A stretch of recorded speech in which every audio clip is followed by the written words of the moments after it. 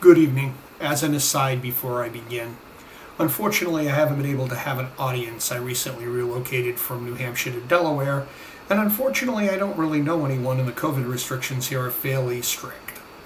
So with that said, good evening everyone. In 2020, there were 40 documented active shooter incidents in the United States.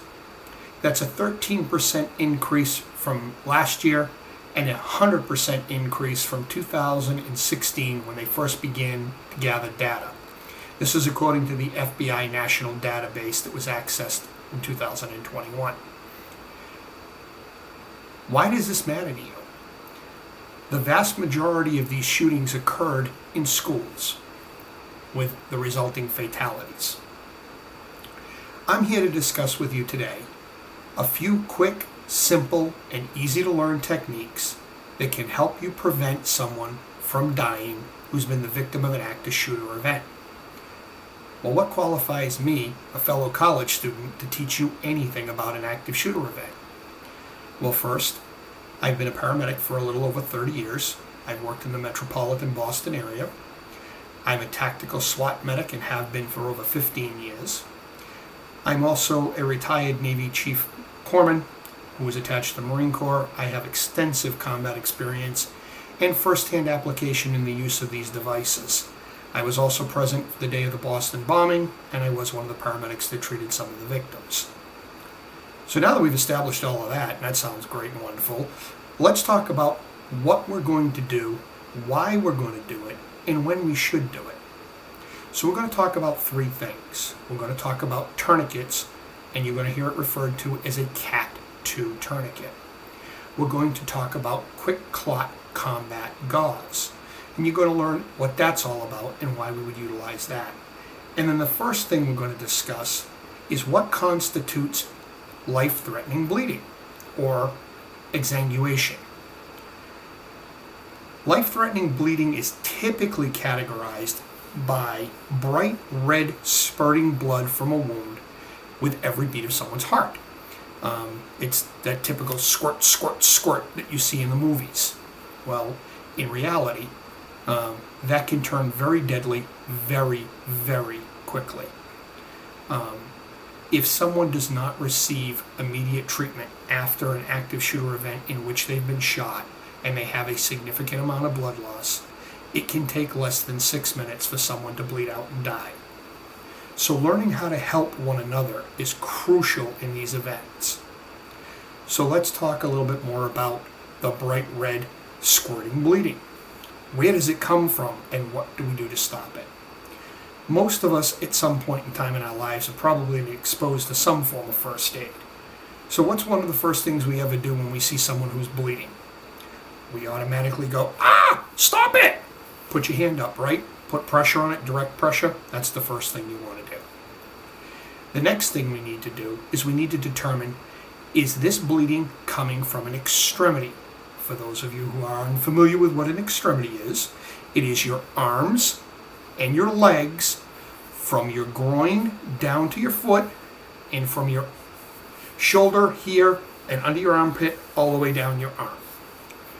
If the bleeding is coming from any of your extremities, you're going to want to utilize and apply a Cat 2 tourniquet.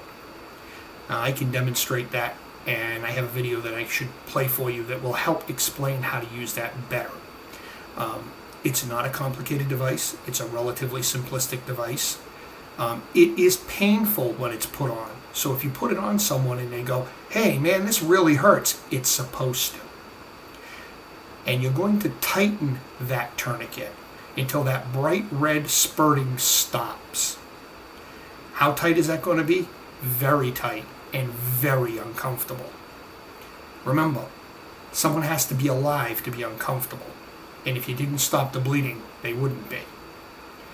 The second type of bleeding we're going to talk about is bleeding that's not amenable, meaning you can't use a tourniquet to stop. And that's truncal bleeding. That's bleeding that occurs within the chest, the abdomen, the back, the upper parts of the neck. For that type of bleeding, you want to use a thing called quick clot combat gauze. Now, quick clot combat gauze is a brand that is a regular bandage that you would see anywhere, CVS or anywhere like that, but it's impregnated with special clotting factors which help bleeding to be controlled and stopped completely. It is extremely effective and works very well. Originally, when I put this presentation together, I had some fairly graphic videos that were designed for professional rescuers. I didn't think they were quite appropriate for a college audience. They are quite graphic. But if any of you are interested in looking, you can find them on YouTube. If you Google TCCC or Tactical Combat Casualty Care, this is where all of the Stop the Bleed training originally came from. It came from military applications in combat. So, we've talked a little bit about what constitutes major bleeding. We've talked a little bit about the two devices that you could use to stop major bleeding. The Cat 2 tourniquet and the quick clot combat gauze. Most colleges and universities nowadays have what we refer to as stop the bleed kits. And these stop the bleed kits are just that. They're for active shooter events. Most of these kits are located next to the automatic external defibrillator, or AEDs, that are located throughout college campuses. Next time you're walking around campus, despite the fact that I know we're all taking this course online, if you walk around campus, you'll typically be able to find it, and I would suggest you actually take a look. Unfortunately, we can't pretend that we live in an area where this can't happen anymore. Look at Sandy Hook, small, relatively affluent community, major school shooting, correct? Look at what happens across the country. It's a frightening, statistic that keeps ticking upwards, unfortunately, and not down. And the only people who can truly make a difference in the life and death of somebody who's involved in one of these incidents is people like yourself. By the time I, as a trained professional rescuer, arrive and the police department has secured the scene, we're 15, 16 minutes into an event, and people whose lives could have potentially been saved if their bleeding had stopped will have succumbed to their injuries because nobody was able to take care of them. So it's critically important that you be willing to step up and take care of someone. Now somebody's going to say, oh my God, well, I don't have gloves, and what about disease? That's a personal choice. I cannot tell you whether or not you should be doing it or not. I can simply tell you that in the heat of the moment, you're not going to have a lot of time to worry about putting on gloves. Okay? You're truly not. It's a decision you have to make yourself. I can either tell you yay or nay. Having been directly involved personally, being a professional rescuer, when I'm working for the ambulance service, of course I always wear my gloves. However, being overseas in combat, I did not always have access to gloves readily, and I've treated many a patient, both enemy and United States and allies, without gloves. It's a personal choice. So I've talked about these wonderful things, but I've never shown you what they are, and you'd have absolutely no idea how to use it. So the first thing I'm going to show you is a thing called a blowout kit. This blowout kit is contained within a Stop the Bleed kit. You're going to open it, and when you open it, it's very important that you follow the little tab that's here, because if you try to rip this way, it'll never open. You want to rip it this way, and you want to open the package. It's vacuum sealed, so it takes a little bit to get things out, but you just pull, okay? Once you get the dressing out, this is called quick clot combat gauze, okay, or quick clot dressing. This is a small one, all right? Again, make sure you pay attention to the little plastic notch for opening it. You're going to open the package, and you're going to take out the dressing, and you're going to go, that's it? Yeah, believe it or not, this works extremely well.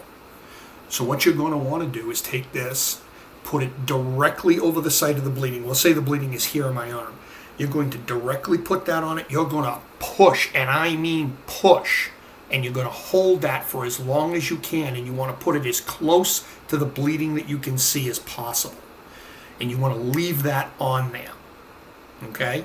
You want to hold pressure for a minimum of 2 minutes. And when we talk about holding pressure, we're not talking about holding somebody's hand. Oh, I'm so sorry you got shot. I feel bad for you. No, squeeze that like you're actually trying to get the last little drop of hot sauce out of a packet, okay? You really, really, really need to squeeze it, okay? Unfortunately, I had a Cat 2 tourniquet that I wanted to be able to demonstrate the application of, And unfortunately, I left it at work. That's my that's my misfortune. However, I would strongly suggest that you take a look at YouTube. There is phenomenal instructional videos on there on how to use it that are not all that graphic. I hope that some of the information I provided with you tonight would be useful if you were ever, God forbid, in a horrible situation of an active shooter event, and that you would be willing to step up and realize that if you can't stop the life-threatening bleeding of the person who's beside you, chances are they won't survive long enough to meet me. Good night, good luck, and I pray that you never need to learn or use I hope and pray you never need to use any of the information I've relayed to you tonight. Good night.